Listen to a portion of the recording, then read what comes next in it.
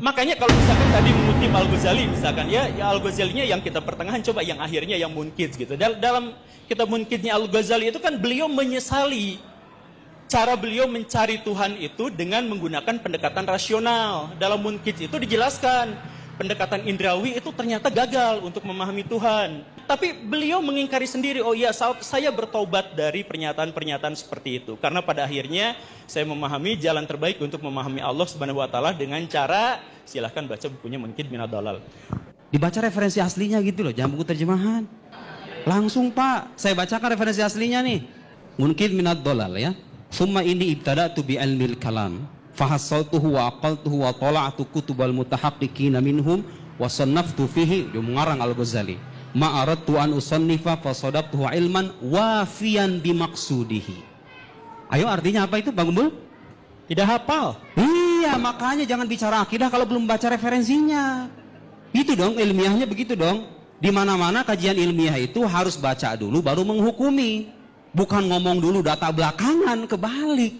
Jadi beliau mengatakan ilmu kalam itu bisa memenuhi tujuannya, yaitu apa?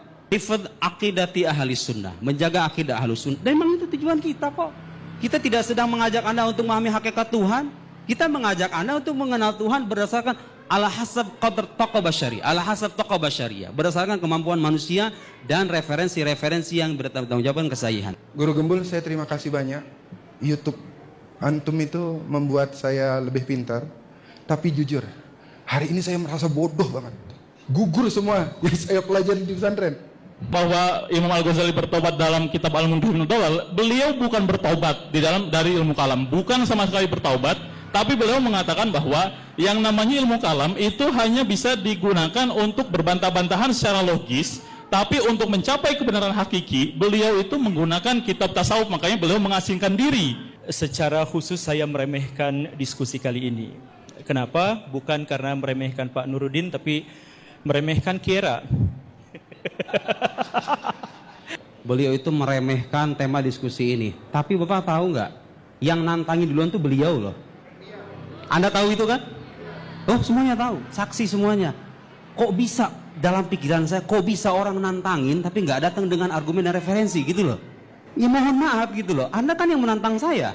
Ayo, baraya, saya tantang semuanya. Bagaimana cara mengilmiahkan Allah? Setahu saya ulama Sunni dan Syiah, saya paparkan tuh Sunni Syiah semuanya mengatakan Tuhan itu bisa dibukti secara rasional. Itu buktinya ilmiah. Saya jelaskan ilmu itu apa, ilmiah itu apa, landasannya apa, referensinya apa, yang timur, yang barat, yang Sunni, yang Syiah. Kok bisa beliau orang nantangin saya, nantangin baraya semuanya itu? Tapi beliau ketika datang dengan cara meremehkan semacam itu. Pertanyaan saya, apakah itu sikap seorang ilmiah, seorang ilmuwan? Apakah itu seorang akademisi? Apakah itu layak kita respon sebetulnya?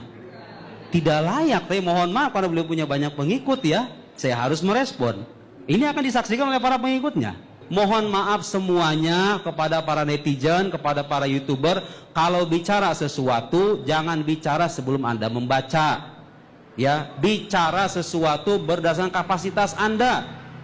Saya ingatkan dengan ayat Al-Quran, wala taqfu ma laysa laka bihi ilm innas sam'a wal basar wal fuad kullu ulaika kana anhu mas'ula. Jangan ikuti apa yang kalian nggak tahu. Jangan ngomong kalau nggak tahu. Nggak tahu akidah, nggak belajar akidah, nggak baca referensi utama, kok ngomong bicara akidah tidak ilmiah, Tuhan itu ada atau tidak sama saja. Begini menurut saya akidah versi saya.